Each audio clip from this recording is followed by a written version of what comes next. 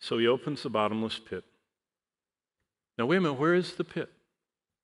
Where does verse 1 say the pit is? He fell like a star from heaven to where? Earth. Where's the pit? It's on earth. See, most people, their minds about God, all that stuff is out there somewhere. You know, I don't know where heaven is, and I don't know where hell is, and it's here. This pit is on earth. Very interesting. And smoke comes out of the pit like the smoke of a great furnace. So to everybody on earth that are already dealing with everything else they're dealing with, now all of a sudden, it just starts somewhere on earth. This huge smoke comes and it just blankets the earth, and the sun and the air are darkened. It's kind of like during the height of the eclipse yesterday because of the smoke from that pit. So this is a global event. It's amazing. Now, real quickly, if you want to understand the book of Revelation is kind of like this, a pyramid with a point. There are 31,103 verses in the Bible, and if you tip them down like an inverted pyramid, every verse of the Bible has the weight of the other 31,000 verses on it. So if you want to understand the rest of the Bible, we call it analogia scriptura. In English, the scriptures explain the scriptures.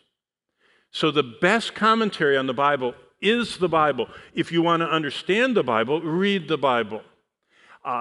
Read it progressively and successively, looking for one thing at a time, is my suggestion. I've done it my whole life. Read everything about prophecy in the Bible. Read everything about marriage in the Bible. Only that.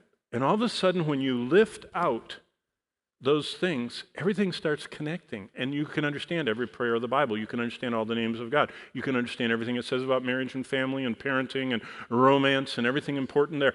Everything about money. Jesus taught more about money than any other topic.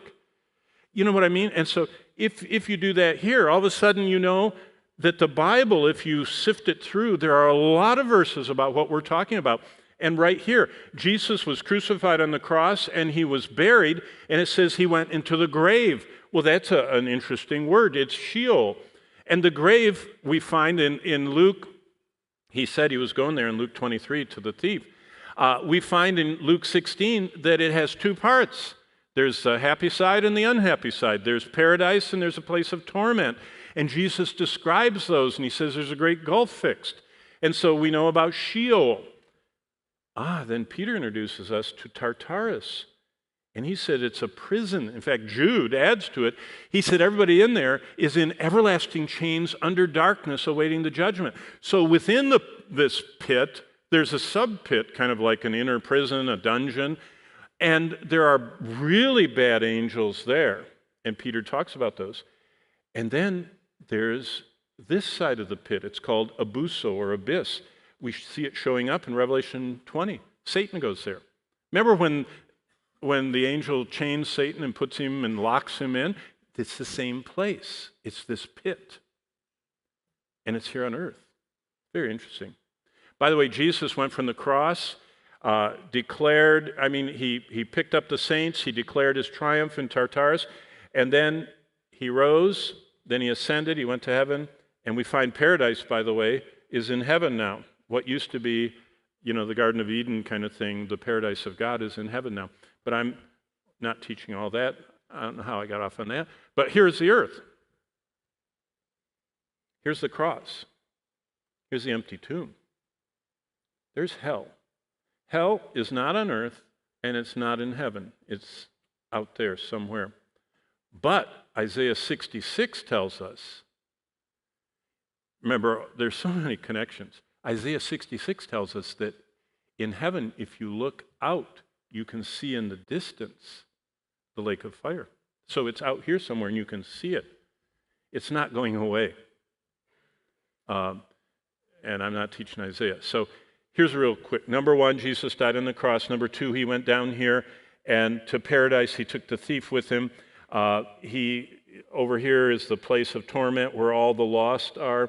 And Jesus comes, declares triumph to the spirits in prison, Peter tells us.